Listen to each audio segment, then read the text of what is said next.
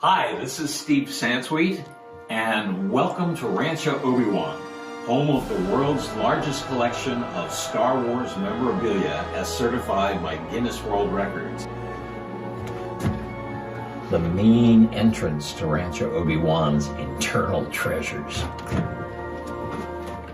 Come on in. This is our tower of action figures in the middle here. All of the vintage action figures are here, guarded by 575 stormtroopers. These are the boys in the band, the cantina musicians, the Bith musicians. That is the original door to the Mos Eisley Cantina. The Darth Vader costume here is made up of some original pieces that were actually screen used. And the codpiece still has the costumer's tag, Berman's and Nathan's, Darth Vader. And a Bantha Pinata from a Mexico City Star Wars convention in 2004. I won't let anybody near that with a baseball bat or a lightsaber. Hung in carbonite and Boba Fett. And this is a one-of-a-kind treasure, the Empire Strikes bike.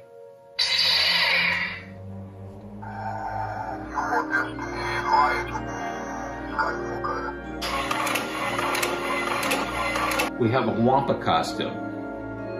This was made by the ILM Model Shop, and it's a cut-off battle droid backpack. Snow from the Wampa Cave for the Empire Strikes Back Special Edition. This was the prototype rifle of Boba Fett. Duro's hands that are still attached. Somehow I ended up with the crotch piece for a bounty hunter, and this is a used C-3PO costume hand. Heavy vinyl, very difficult. It's gotten much stiffer over the years. And a piece of the Millennium Falcon that was built for The Empire Strikes Back.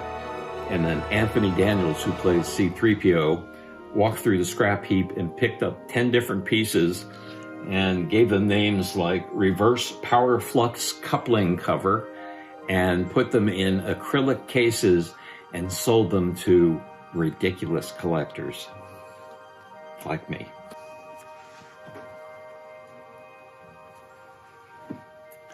A toast to the creator, George Lucas. These are my original Star Wars figures that I first bought when they were available in 1978. I opened them all.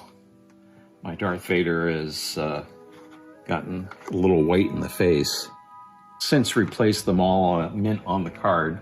Back in the day, they were so desperate to get product out there, they took a $6 million man headset radio and turned it into the Luke Skywalker one.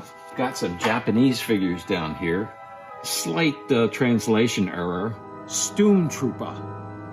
This C-3PO metal figure fires missiles from its stomach. Now, if you were in Spain, you could get Colgate Dental Cream with an action figure, one of 70 different action figures. Unfortunately for Colgate, this particular one came with Bib Fortuna, the character in Star Wars with the absolutely worst teeth in the entire series. If you were in Italy, you could get an action figure with glue sticks or glue sticks with an action figure, whatever you were looking for. Ewok squeeze toys. Not sure whether these are for kids or dogs, but you'd chew the head off anyway, so it doesn't really matter. The National Cathedral in Washington, D.C. has a Darth Vader gargoyle or grotesque on one of its spires. Bootleg figures are big, and the Imperial Gunner is on the card with the most powerful weapon in the galaxy, the Death Star laser cannon. Turns out to be a calculator. Fan-made objects fill Rancho Obi-Wan. This was a gift from someone in Mexico City.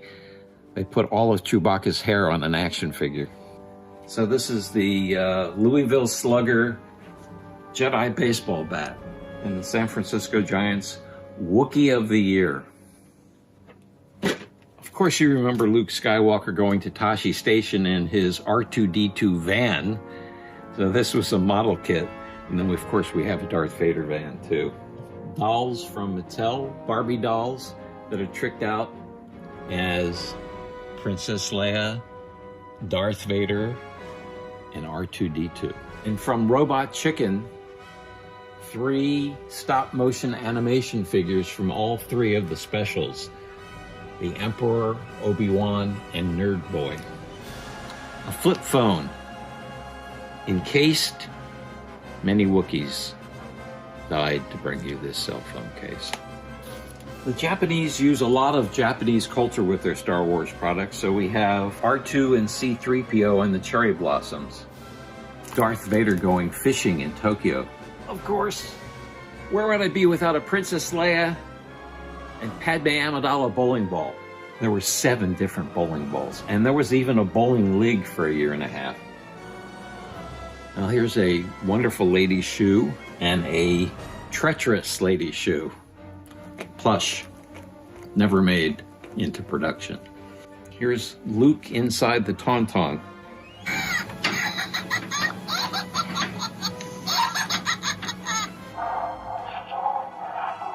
Sounds like this bantha has a little indigestion. Wait a second, there's my barrel of hazardous waste. It's the Dianoga. Go back to your trash pit.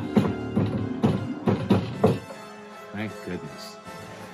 Anybody want a Star Wars banana? From Japan, here is an R2-D2 Pepsi-Cola dispenser. Unfortunately, right now it has a Coke can from China in it, but and the infamous Jar Jar Binks Monster Mouth Candy Tongue. Star Wars Old El Paso soft tortillas. And then people have made figures of me and sent them to me over the years. Perhaps the strangest being Steve is Yoda, big ears. But I am fully posable, so I guess that means something. Cream of Jawa soup, Dewback cigarettes, R2-D2 Rubik's Cube, all fan-made. Nobody's soup. R2-D4. And then we have artist-made limited edition action figures. One of my favorite series is the Severed Limb series. Darth Vader's hand and the Wampa arm. Ann Newman and I love BB-8. And this is maybe a quarter of the objects that have been made available over the last few years on BB-8. Everything from BB-8 oranges and grapes to a little teapot. Now over here on the other side of the room is one of our favorite attractions. And this is the kid's bedroom from, say, 1984, for the luckiest Star Wars loving kid in the world. And look who the neighbor is. Uncle Owen and Aunt Beru's homestead, right out the window. And we've got some really unusual Lego pieces. And here we have the world's only purple and gold Lego Millennium Falcon with none other than Lando Calrissian tricked out in his purple hat, umbrella, and a paint roller. This was actually done by an intern at Lego in Billund. This is from a friend of mine named Chuck Bowman, and it's the only one of its kind. It's the Bella the Bantha rocker. He originally made the Tilly the Tauntaun rocker and has made a number of those for kids, but I complained that it was a little too small for me and that I really wanted one. Here we have R2 Mr. T2, who was on the Conan O'Brien show when George Lucas was a guest back in the 90s, and they wanted something that they could make George laugh about. These 3 are giant Lego statues, lightsaber replicas, some of them signed. Mark Hamill, Christopher Lee, James Earl Jones. This is a chainsaw and chisel C-3PO from Canada. This is the treasure room. And in here is a bronze sculpture of Darth Vader by Lawrence Noble again. Original pieces of the Death Star surface. Over here we have a cutaway Millennium Falcon. Figures sold separately, of course, batteries not included. And amazing model kits. Large ATST or a chicken walker from Matthew O'Connor. If you've always wanted to have an Ewok costume, this is original Ewok fur or acrylic material. In here are perhaps the most famous of the action figures that were never made. And this is the rocket-firing Boba Fett, both versions, the unpainted version with the so-called L slot and the painted version with the so-called J slot, which was meant as a kind of locking mechanism. As far as we know, there are maybe 15 to 20, there are a lot of bootlegs out there, of the unpainted version, and maybe half of that number of the painted version.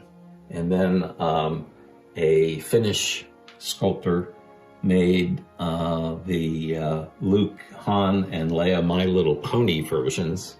Our Day of the Dead shrine in honor of Obi-Wan, of course.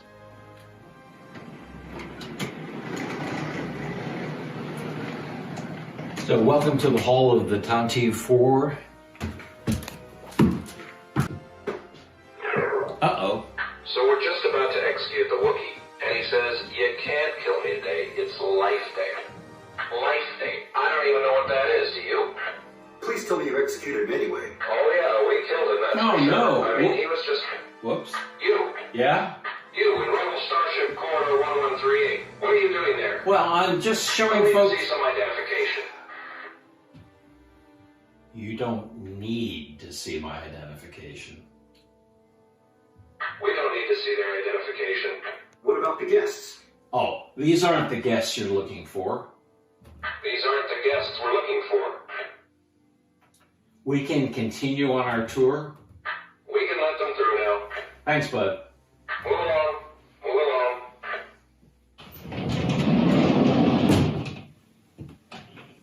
along. Welcome to the expansion. Here we have the Cantina chessboard. Notice the wallpaper. Dead bad guys. Over here we have a Don Post C-3PO, an R2-D2. We've got a bunch of helmets here. So the helmets on the back were all done by artists and then sold at auction at a Star Wars celebration for Make-A-Wish. And then these are mostly custom-made helmets on loan from a friend of ours. As well as skateboards decks that were sold for the Empire Skates Back. Our water and cupcake table, one of the world's largest bobbleheads, a land speeder built on a red wagon, and a Jawa sand crawler also built on a red wagon. Let's see if we can't figure out what this is.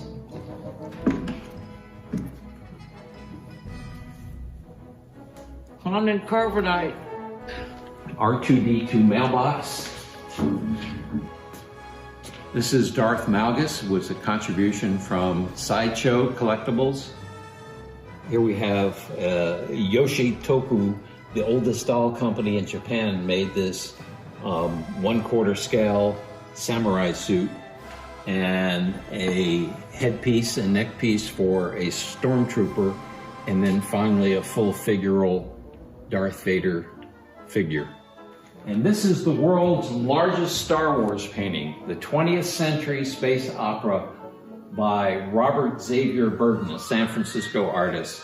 But it's a brilliantly painted piece. It took him 18 months and 2,000 hours of work. And this giant Darth Vader head was from the Toys R Us megastore in Midtown Manhattan. This is an Ewok mask. I was actually in the Ewok costume for Star Wars Celebration, the opening ceremony. Here we have masks from the Vader Project.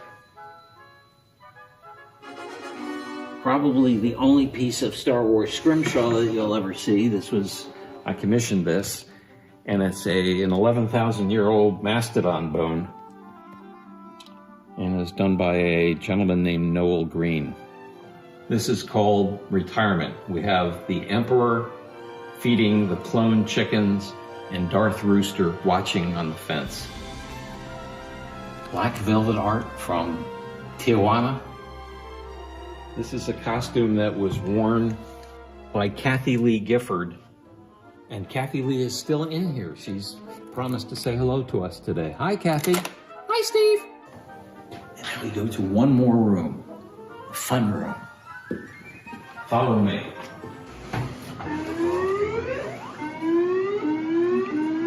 So welcome to the Rancho Obi-Wan Arcade, where we have most of the machines that have been made for Star Wars.